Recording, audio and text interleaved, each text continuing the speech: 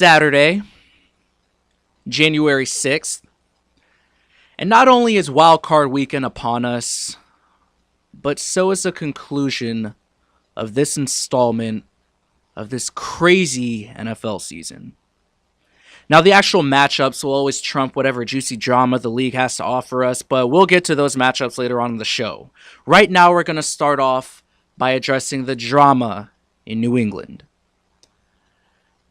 Now, I'm on the verge of retracting my initial statement that the Patriots will kick the Steelers' ass.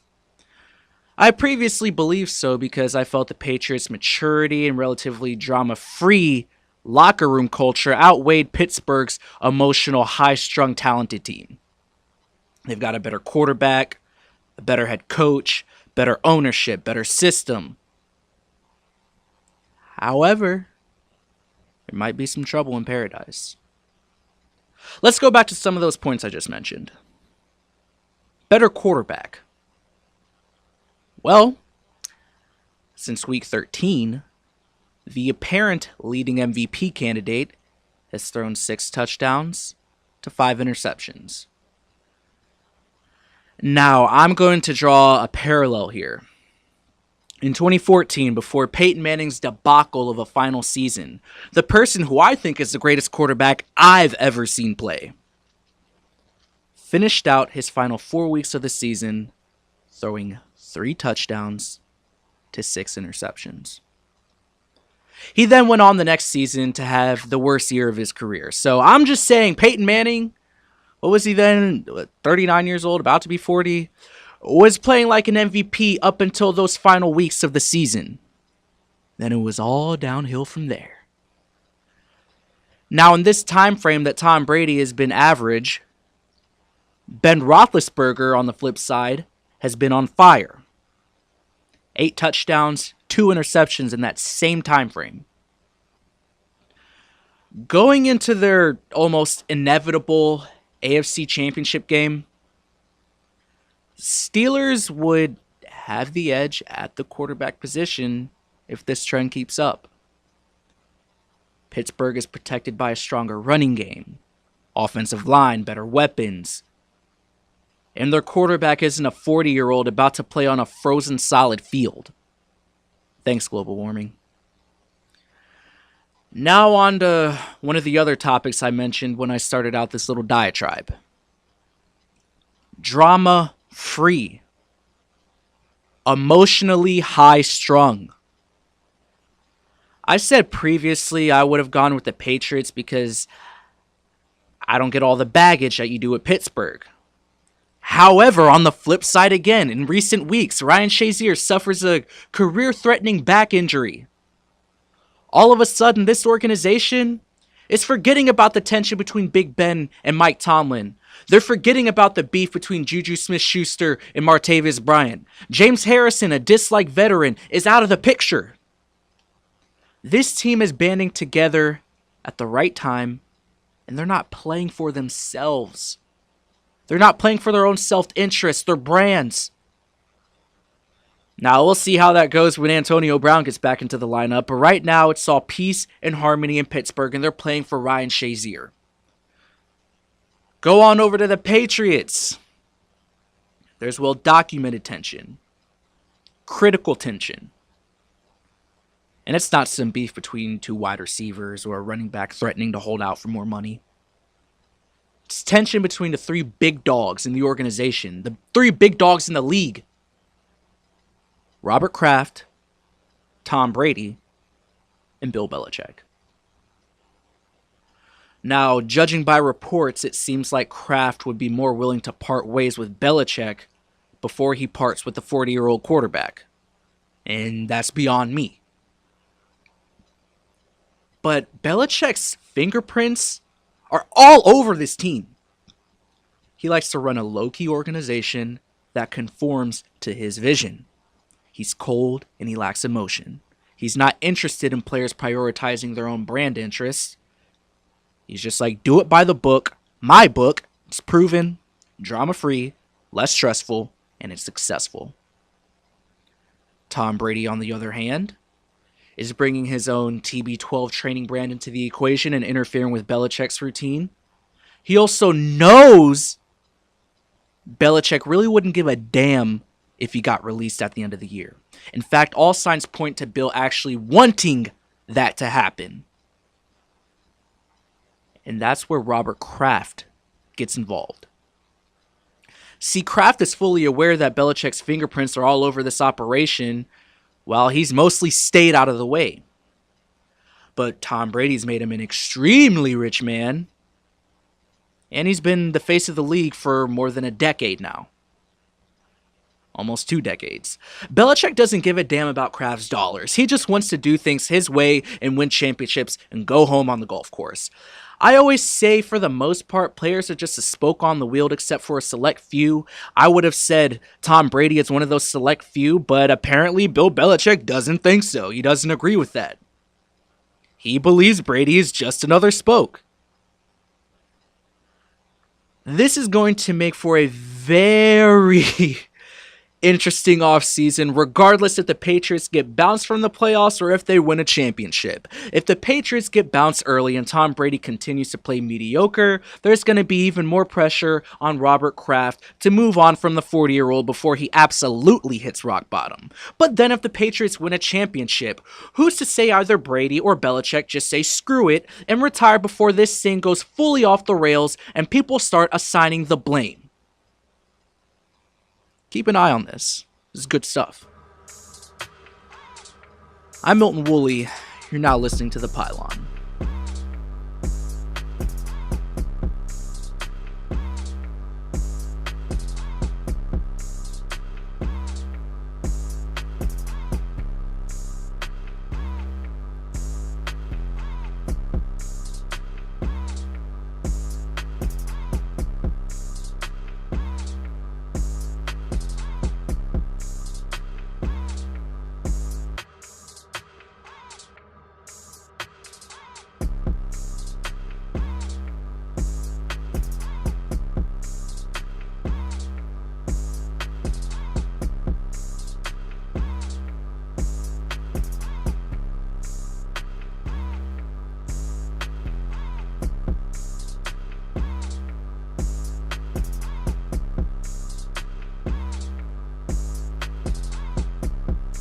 Okay, here's a topic I'm going to at least attempt to cover and understand to the best of my ability, even though this is way over my head and way beyond my time, but it's a big talker. I'm just going to look at it from an outsider's perspective. The Oakland, soon-to-be Las Vegas Raiders are set to introduce media personality or analyst John Gruden as their next head coach on Tuesday. And not only that, he's going to sign the richest head coaching contract in NFL history. 10 years, $100 million. Whew. Now, the few people who do follow my channel are of the younger generation, I've sort of figured out. But if any of you guys know his history more than me, or if an old geezer happens to stumble upon my channel, you can correct me at any point. But from my outsider's view, I just see this as a splash move to keep interest in your product. Here's why. You failed to capitalize on a year in which you finally made the playoffs after a long drought. You bring in a hometown hero in Marshawn Lynch, who mostly underwhelmed and didn't seem all that committed or eager to play for you. And your franchise quarterback, who's looked like an MVP the last 2 years, went back to putting up the stats he put up in his rookie season. Again, this is just my outsider's perspective. But you failed to build on the momentum of those 3 topics. You got 1 more year before you relocate to Las Vegas. You got to do something to hike the interest in your product for another year before you make the big move. So why not find another guy with close ties to the community, who's popular all over sports TV? There's a meme page of him on Twitter. Why not bring in John Gruden, who hasn't coached since, 2009? Yeah.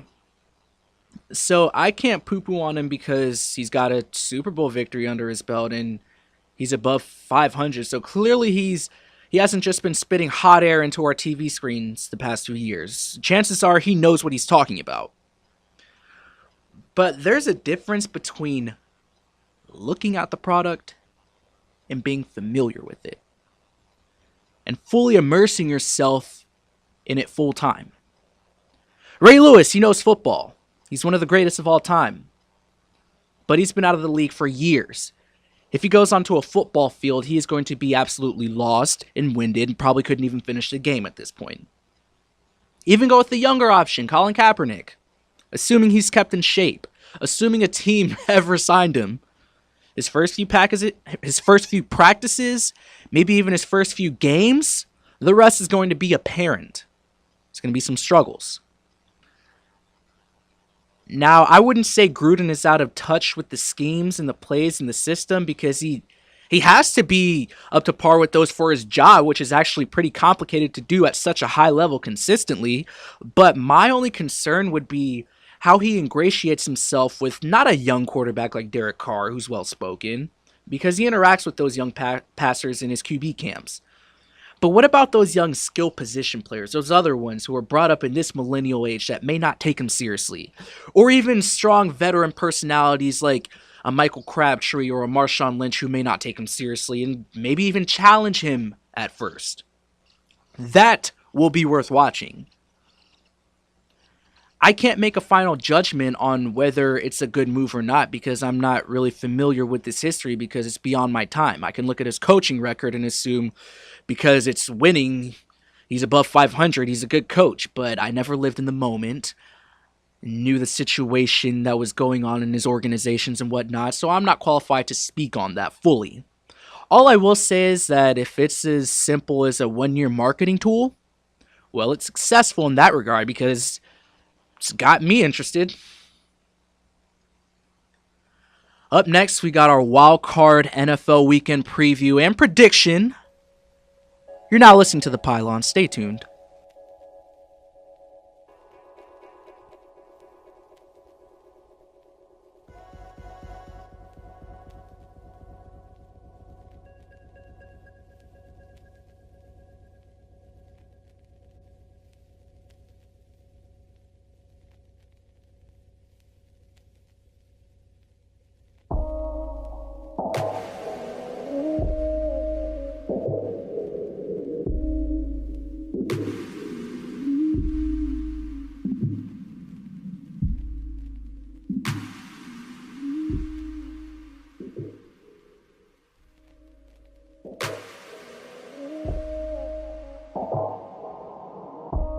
Playoff football arrives today.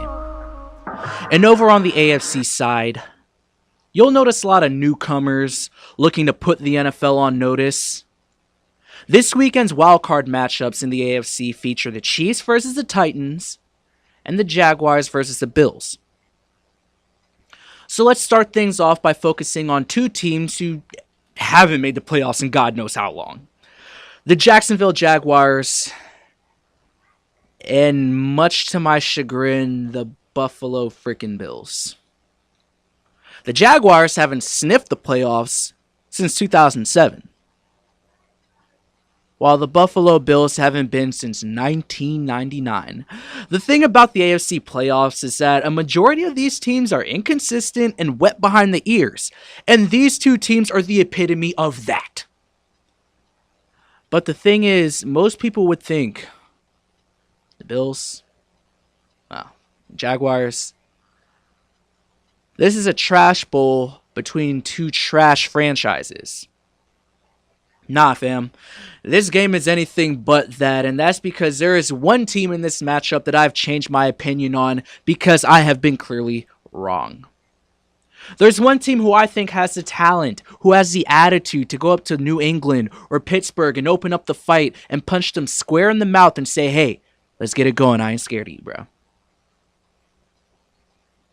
It's a team that I addressed as the little brother of the AFC South. The Jacksonville Jaguars have taken their creatine, went to the gym to beef themselves up, and now they're an absolute bully. And not only do I think they're going to wash Buffalo, I think this team is good enough to give either the Patriots or the Steelers a legitimate run for their money if it came down to it. You know what this team reminds me of? Average quarterback, unheralded receivers, strong defense, elite pass defense, unbelievable running game. Yes, the Jacksonville Jaguars, of all teams, remind me of the early stages of the old Seattle Seahawks. You have a hungry young secondary with attitude who ain't afraid of anyone you throw at them. While they got a young quarterback who's still trying to figure himself out. But luckily for that quarterback, he's got a big physical running back who's more than capable of carrying the load while he figures things out. And this young, angry, up-and-coming team is going up against a talentless Buffalo team who doesn't rank top 10 in anything except rushing. But the status of your best offensive player is up in the air. And even if Shady plays, he's not going to be near 80%. Good luck. Other than that, they're near the bottom of the league in pretty much every category. This is a feel-good moment for the Bills, but I feel like it would have been better served for my Ravens if we could have closed the deal against the Cincinnati Bengals, because I feel like the Bills are just a waste of a playoff spot when I start to think about how badly the Jaguars are going to beat up on them. Now on to Kansas City versus the Titans. This is probably the matchup that I'm least looking forward to this weekend. And you know why? It's two teams that have severely underwhelmed this year.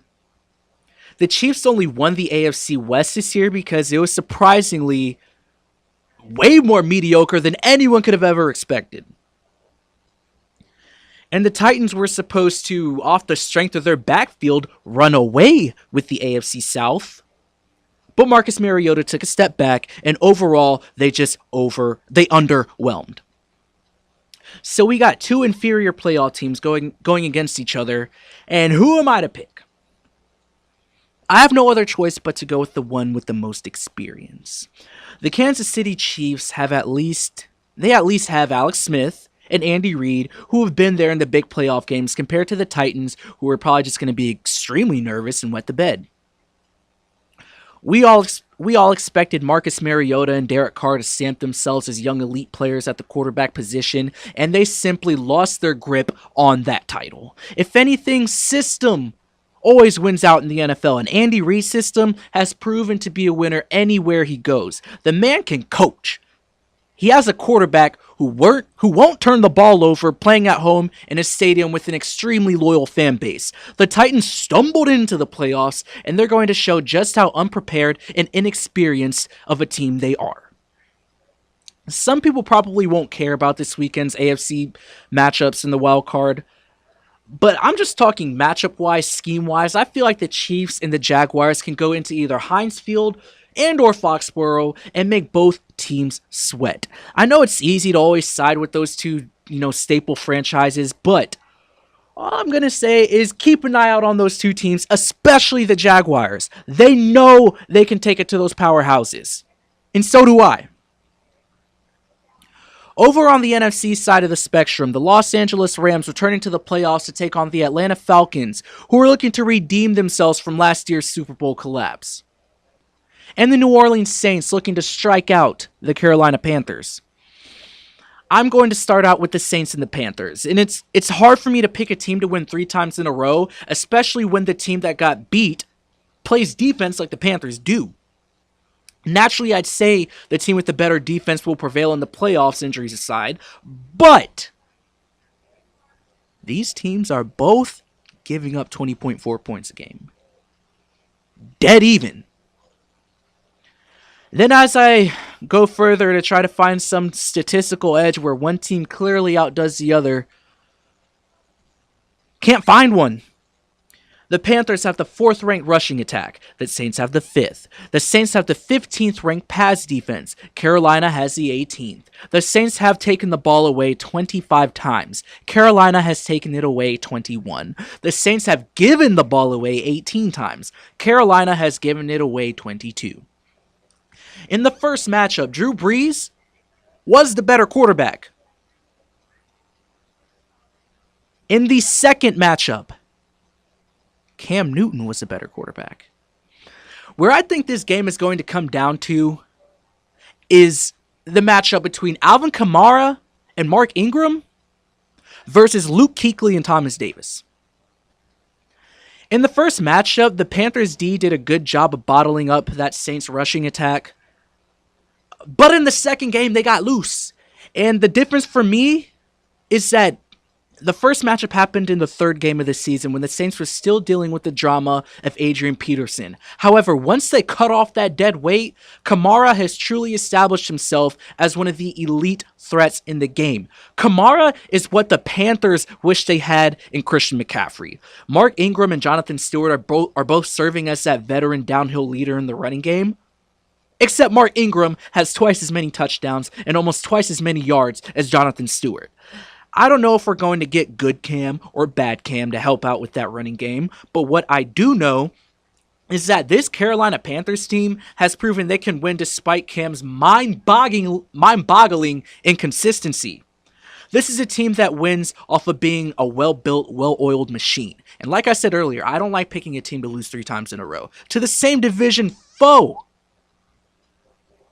But you can do that if you're simply more talented than them.